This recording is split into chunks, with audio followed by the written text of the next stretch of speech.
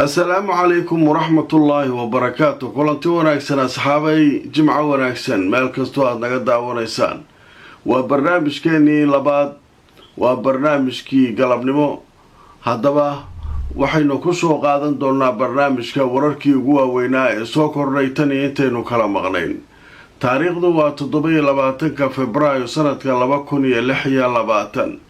barnaamijka waxaan idinkugu soo gudbin doonaa Mareykanka oo qaar ka mid ah shaqaalihii safaaradda iyo qoysaskooda ka raranaya magaalada Tel Aviv iyadoo laga baqayo in xiisaduhu ay saameyn ku yeeshaan. waxaa sidoo kale digniino loo diray dadka Mareykanka ee u safraya Israa'iil iyo qaybo ka mid ah gobolka Bariga Dhexe. warka cajiibka ee saakaan idiin hayo markabka weyn ee Mareykanka ee la yiraahdo USS Gerald Ford oo ah kan ugu weyn caalamka ee xambaara diyaaradaha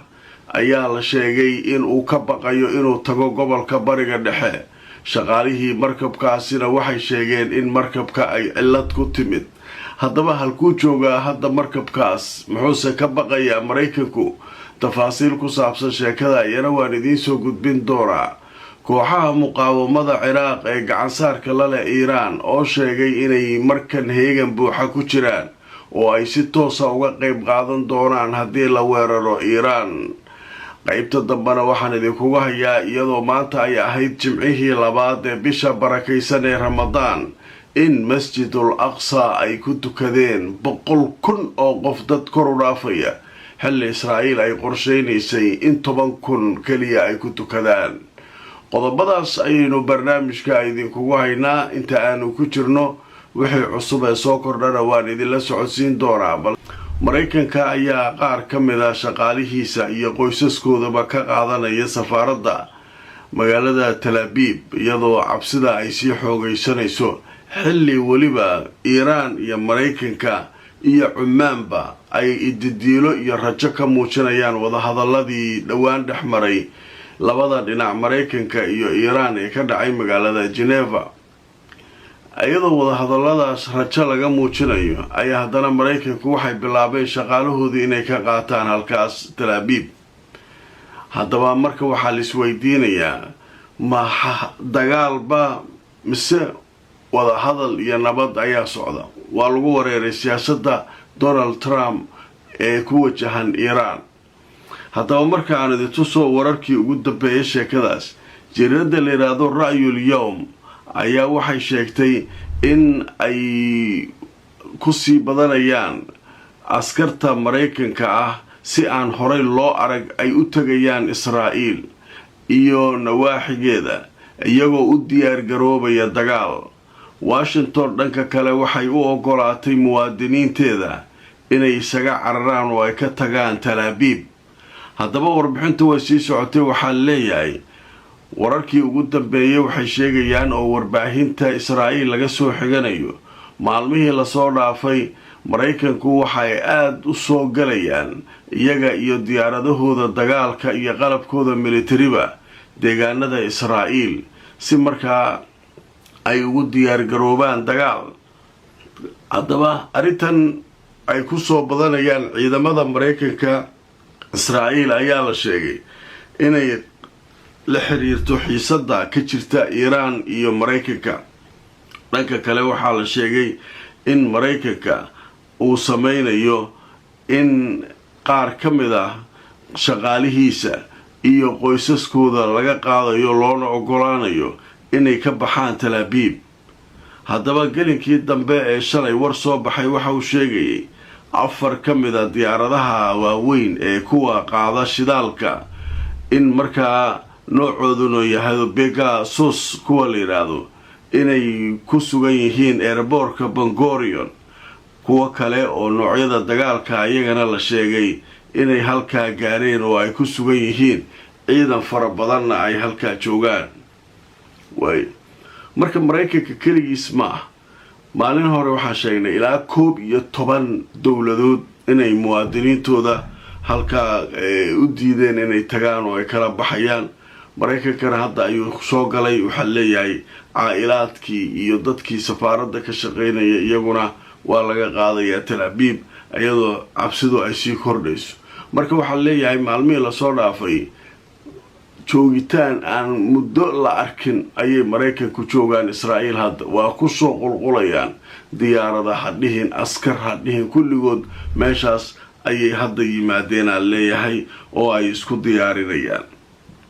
waaya sheekada marka la yaab kale saakay warbaahinta haysataa waxay tahay markabkii weynaa ee adduunyada oo dhan loo sheegayay midka ugu weyn caalamka ee diyaaradaha qaada ayaa loo diray bariga dhexe wuu socdaa dhinacyada kuwa kalaa ka socdaa hadduu meesha tago waa la kala baxayaa wuxuu dhigo waa la arkayaa markabkii iiraana waxay tidhi gantaalahaanaan u hayaa ee ha soo socdo aayatullaahigii ugu weynaa iiraanna wuxuu yidhi biyaha cabsiinaynaa markabkada markab caadiya maaha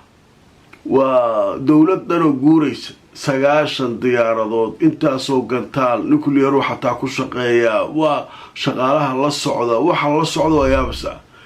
baalkaas haddii la dejiyo kii ugu weynaa caalamkana uu ku hayay maxaa yaala wax u haraa male macallinkii waa baqay markabkii markuu soo gaaday mediterraneanka waxaa lagu leexiyey dekad gariiga ku taala meeshaasuu dhowr maalmood joogay haddana wuu soo dhaqaaqay shalay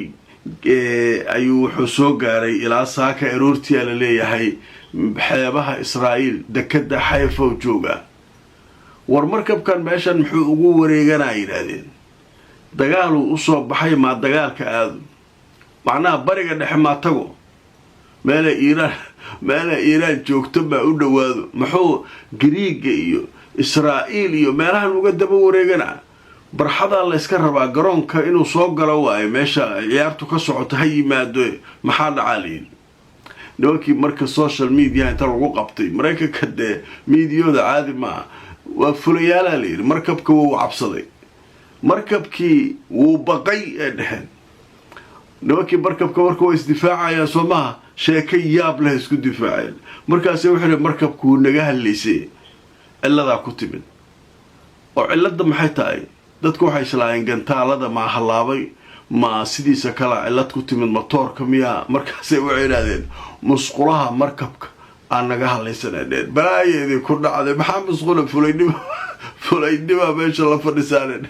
meeshii waxaa ka dhacay waa yaabaysaan haddaba markaan idintuso wararkii ugu dambeeyey telefishinka aljaziira ayaa warbixin la yaab leh ka qoray goordhow sheekadan wuxuu leeyahay waxaa qabsaday aaladda internetka layidhaahdo x saacadihii lasoo dhaafay ama maalmihii lasoo dhaafay sheeko la yaab leh oo ku saabsan markabka maraykanka ee diyaaradaha xambaara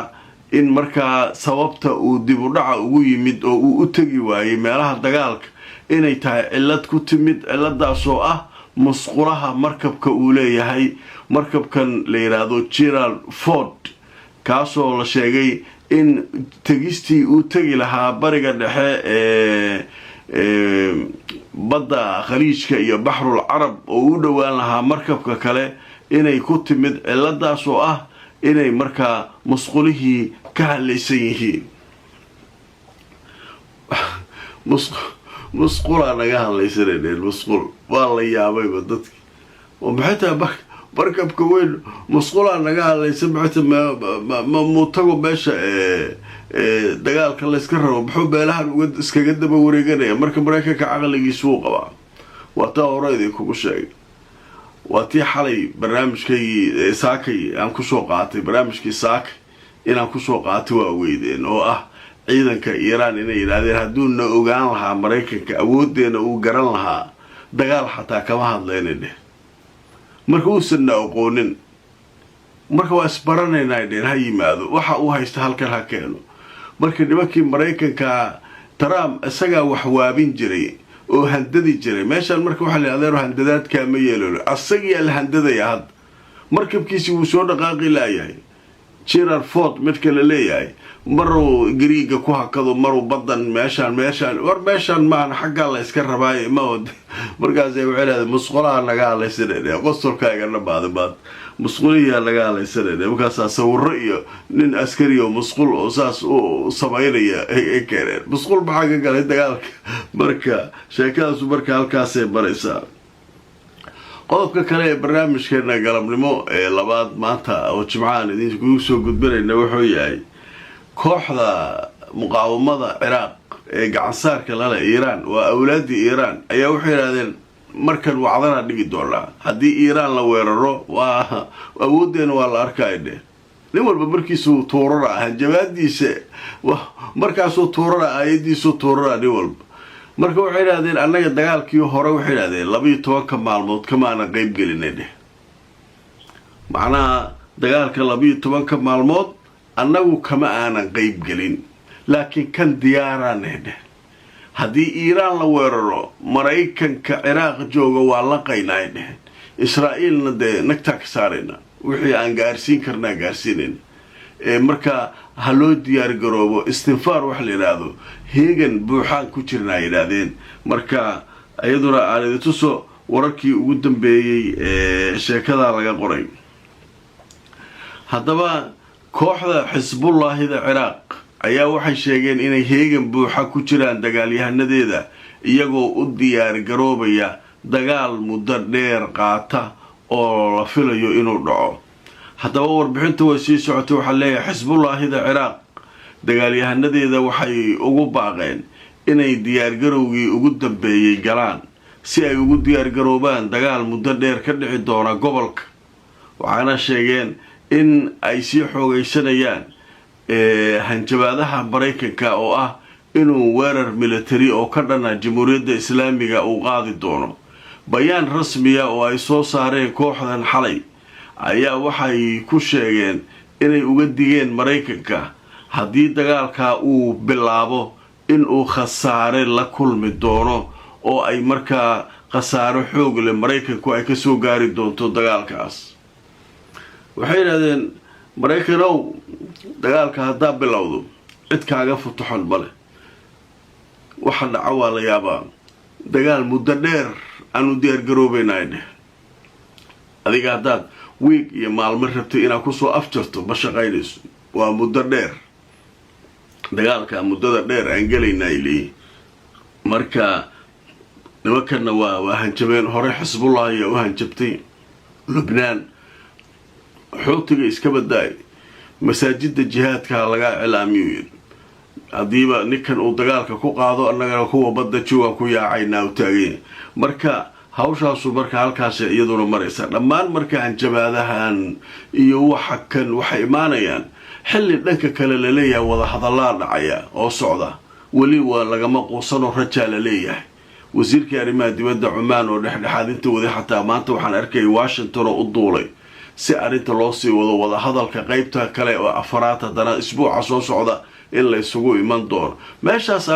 hawshaas wada hadalkuna way socotaa halkan hanjabaadna waa la isku baabiyay marka xaalku marka halkaas uu maraya wararkaas ayaa ugu waaweynaa heesadaha ka jira dhanka Iiraan iyo Mareykanka qadii jimcihii hore aan ka hadalnay 10,000 ogolnahay Israa'iil ayadoo ku haysa ayay 80,000 xarootay jimcihii hore jimcahan waxay yiraahdeen si aysan taa u dhicin xalay ayay jidgooyooyin meel kasta dhigeen si ay dadka u xanibaan saaka waxaa la arkay masaajidkii iska dhaafay barxadihii banaanka oo lagu tukanayo meeqa yiraahdeen 100,000 oo qof ha gashaaliin meel ka galeen ma yaqaanaan war dadkan xagee ka soo baxeen ma dhulkee ka soo baxeen xagee ka soo baxeen adiga sheeg meel walbana jidgooyay dhigeen marka hadda waxa leeyahay marka dambe way yaaban yihiin 10,000 ogolnahay inay salaada jimcaha ku tukato say u lahaayeen 100,000 jimcihii hore bay qarsaa 80,000 20,000 hadda ku darsan dadkan maadiintooda laga hor istaagaa markaasay masaajidka ku yaaceen dhalinyaraha dhihin odayha dhihin awalna dadka da' u kala qabanayeen waxay lahayn 50 sano wax ka weyn 55 sano wax ka weyn waxaas ma jiraan ardaa meeshan waa soo cibaadaysanayna marka meelay ka galeen ilaa hadda cid taqaan male mucjisaadkay ka mid tahay meesha ka jira askartii miyaan waxba u jeedin waxay waa xaroodeenba 10,000 loogu talagalay 100,000 gash waxaan caadi ahayn galay haddaba marka aradito soo wararkii ugu dambeeyay telefishinka Al Jazeera wuxuu sheegay 100,000 oo qof inay ku tukatay masjidka Al Aqsa iyadoo ay jirto yiri waliba cadaadis fara badan oo ay gumaystuhu ku hayeen dadkaas oo ay diidanayeen inay galaan masaajidka haddaba masaajidka oo ahaa maanta jimcihii labaad ee bisha barakaysan ee ramadaan ayaa 100,000 oo qof masaajidka ay ku tukatay iyadoo Israa'iil dhan walba masaajidka ay xayiraad ka saartay si ay uga hortagto dadka tirada leeg inay masaajidka galaan. haddaba Falastiiniyiinta ayaa meel walba isaga yimid oo masaajidka galay waxaana la sheegay in Israa'iil qorsheedu ahaa 10,000 oo qof inay ku tukato masaajidka sida warbixin ay hore u soo saareen hay'adaha ammaanka Israa'iil ay sheegeen.